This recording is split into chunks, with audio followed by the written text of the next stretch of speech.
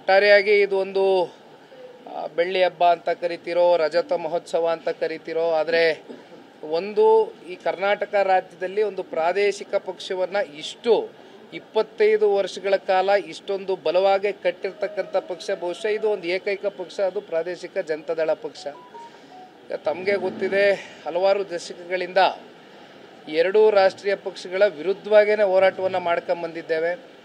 ಅಧಿಕಾರ ಇದ್ದಂಥ ಅವಧಿ ಭಾಳ ಕಮ್ಮಿ, ಆದರೆ ಅಧಿಕಾರದಲ್ಲಿದ್ದಾಗ ಏನೇನು ಸಾಧನೆಗಳು, ಏನೇನು ಅದರಲ್ಲೂ ಸನ್ಮಾನ್ಯ ದೇವೇಗೌಡರು ಸಾಹೇಬರ ಕಾಲ್ಗಡದಿಂದ ನಾವು ಚರ್ಚೆ ಮಾಡ್ತಕ್ಕಂಥದ್ದಾದರೆ ಎಕ್ಸಿಬಿಷನ್ನ ಇವತ್ತು ಅನಾವರಣಗೊಳಿಸ್ತಕ್ಕಂಥದ್ದು ನಾಳೆ ಆಗ್ತದೆ.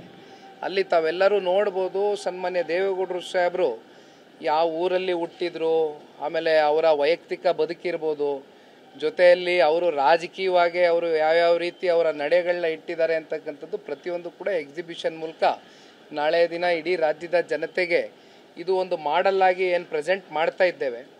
ಇಲ್ಲಿಂದ ಮತ್ತೆ ಅದನ್ನು ಮತ್ತಷ್ಟು ತಾಲೂಕು ಕೇಂದ್ರಗಳಲ್ಲಿ, ಜೊತೆಯಲ್ಲಿ ಜಿಲ್ಲಾ ಕೇಂದ್ರಗಳಲ್ಲಿ ಈಗಾಗಲೇ ಸಾಕಷ್ಟು ಬಾರಿ ಪಕ್ಷದ ಚೌಕಟ್ಟಲ್ಲಿ ಚರ್ಚೆ ಮಾಡಿದ್ದೇವೆ.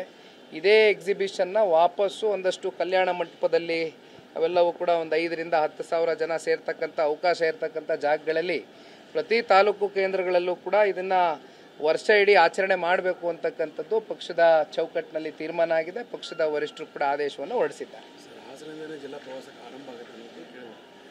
ಸರಿ ಅಣ್ಣ, ಹಾಸನದಿಂದಲೇ ಜಿಲ್ಲಾ ಪ್ರವಾಸಕ್ಕೆ ಆರಂಭ ಮಾಡ್ತೀವಿ. ಈಗ ನಮ್ಮ ಒಂದು ಜನರೊಂದಿಗೆ ಜನತಾದಳ ಮೆಂಬರ್ಶಿಪ್ ಡ್ರೈವ್ ಪ್ರಕ್ರಿಯೆ ಮಿಸ್ಡ್ ಕಾಲ್ ಕ್ಯಾಂಪೇನು ಈಗಾಗಲೇ 52 ಕ್ಷೇತ್ರ ಮುಕ್ತಾಯ ಮಾಡಿದ್ದೇವೆ ಮೊದಲನೇ ಹಂತದಲ್ಲಿ. ಎರಡನೇ ಹಂತದಲ್ಲಿ ಇನ್ನೂ ಕೆಲವೊಂದಷ್ಟು ಜಿಲ್ಲೆಗಳು, ಕ್ಷೇತ್ರಗಳು ಬಾಕಿ ಇದೆ, ಅದು ಕೂಡ ಅದರ ಜೊತೆಯಲ್ಲಿ ಟೇಕ್ ಆಫ್ ಮಾಡ್ತೇವೆ. ಒಟ್ಟಾರೆಯಾಗಿ ಈಗ ಕೃಷ್ಣಣ್ಣ ಅವರು ಕೂಡ ಜೊತೆಯಲ್ಲಿರ್ತಕ್ಕಂಥದ್ದು ಬಹುಶಃ ಅವರು ಭಾಳ ಉತ್ಸಾಹಕತೆಯಿಂದ ಈಗಾಗಲೇ ಇಲ್ಲಿ ಅವ್ರ ಕಚೇರಿನೂ ಕೂಡ ಸೆಟಪ್ ಮಾಡ್ಕೊಂಡಿದ್ದಾರೆ. ಸೊ ಹಾಗಾಗಿ ನಾವು ಅವರು ಮತ್ತು ಹಿರಿಯಕರು, ನಾಡಗೌಡರು ಸಾಹೇಬರು ಎಲ್ಲರೂ ಸೇರಿ ಈ ರಾಜ್ಯ ಪ್ರವಾಸ ಮಾಡ್ತಕ್ಕಂಥದ್ರ ಜೊತೆಯಲ್ಲಿ ಪಕ್ಷ ಸಂಘಟನೆ ಇನ್ನೂ ಹೆಚ್ಚಾಗಿ ಬಲವಾಗಿ ಮಾಡ್ತೇವೆ.